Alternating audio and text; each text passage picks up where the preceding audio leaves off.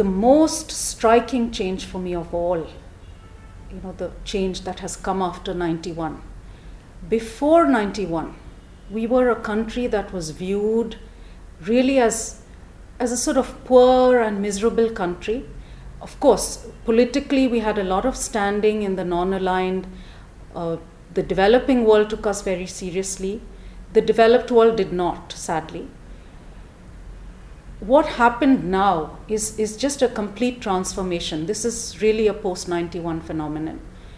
Today we are regarded with tremendous respect. So I'll give you a little example from my own life. My father was a diplomat, so most of my childhood was spent overseas in foreign schools.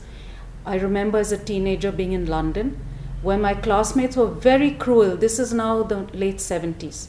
And they would make fun of me and they would ask me, oh, your family, your people, you all live in trees, don't you? Just like monkeys. You all have a prime minister, who drinks strange things in the morning. And they would giggle. And today, the respect with which we are viewed globally, and really this respect I must, credit the Indian IT industry with, people like Shri Narayan Murthy, Shri Nandan Nilekani, who have created for us this immense respect globally. When I was young, there was a very different, environment in North India and South India. We did not have national television. The things that a child in Delhi did were very different from what a child in Bangalore did. We didn't have, in that sense, a true cultural integration nationally.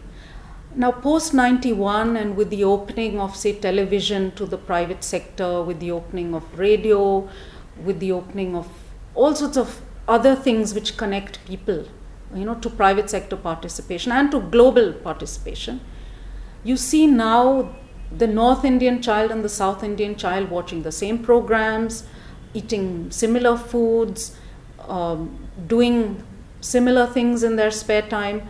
And more than that, you see the Indian child doing very similar things to the Western child. Another very vivid and striking change for me is when I was a child. Firstly, it was very expensive to fly from Delhi to Bangalore and back. Firstly, there was just very few planes available. Secondly, it was still a kind of luxury item, so only the very rich could afford it. And thirdly, if you actually managed to fly, because these were government-controlled airlines, there was only Air India and there was only Indian Airlines, the government and the political class had mastery over that service. So, for instance, you went for a flight which was to leave at 10 o'clock. And sometimes the flight wouldn't leave till 1 because there was a minister traveling on it, and the whole plane would be held up just for that minister to come on the plane. Today it's completely different. I remember some years ago I was going, I think, from Bangalore to Delhi on jet, or maybe it was to Bombay.